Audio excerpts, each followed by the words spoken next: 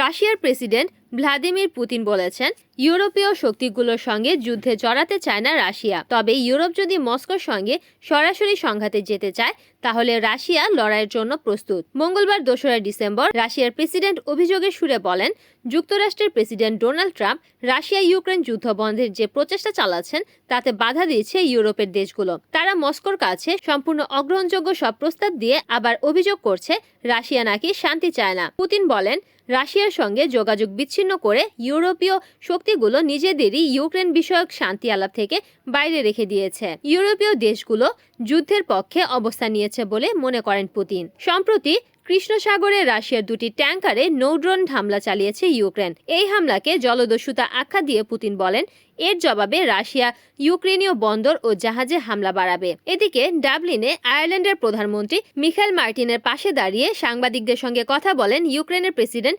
Volodymyr Zelensky.